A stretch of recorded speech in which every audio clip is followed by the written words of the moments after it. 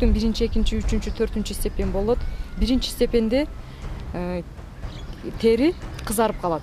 Кызарган кезде ал жерге эч кандай мазь, картошка, эчтемке койгонго болбойт. Аны агып жаткан сууга гана тособуз. Агып жаткан суунун суук, муздак сууга тособуз. Ошондо күйүктүн ысык сыртка карап чыгат дагы оорусун азайтат.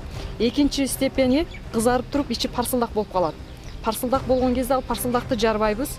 Анда деле ошондой жардам көрсөтөбүз. Агып жаткан муздак сууга кармап турабыз. Анын оорусу тараганга чейин. Ал эми үчүнчүсүндө болсо тери ошондой эле эти кошо күйөт дагы. Бул 3 степень болуп туруп, анын эгерде теринин бети шылынып, парсылдактар жарылып, суусу чыгып, ачылып кала турган болсо, аны сыйрып салбайбыз, эчтемке кылбайбыз, мазь, эчтемке сүртпөстөн анын бетини таза бинт менен байлайбыз. Эгерде үй ичинде, үй шартында болгон болсо, таза материалды үтүктөп туруп, ошол эч кандай инфекция түшпөш үчүн ал материалды үтүктөйбүз.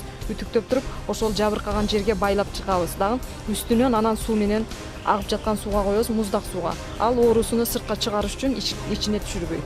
Эч кандай мазь сүртпөгөнүбүздүн себеби ал жерде көзү ошол теринин көзү бекирип калбай, ысык сыртка чыгыш үчүн эчтемке сүртпөйбүз. Ал эми 4 степень болсо, бул сөөккө жетип барат.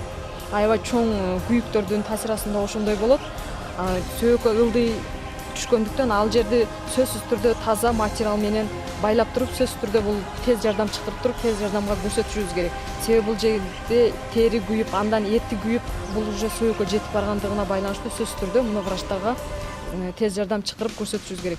Эгерде кандай гана күйүк болбосун, кийими кошо күйүп, кийим жармашып калган болсо, кийимди монтип ачканга болбойт. Кийимди сыйрып, монтип тарткылаганга да болбойт. Кийимдин үстүнөн күйдүбү бул жерди ушул бойдон калтырып туруп, үстүнөн таза материал менен байлайбыз дагы, же бинт менен байлап туруп, тез жардам кызматына тапшырабыз. Эсил такыр болбой эзилип кеткен чакта дагы муну кайчы менен ушул күйгөн жерин гана кесип алабыз. Андан жууп салганга болбойт.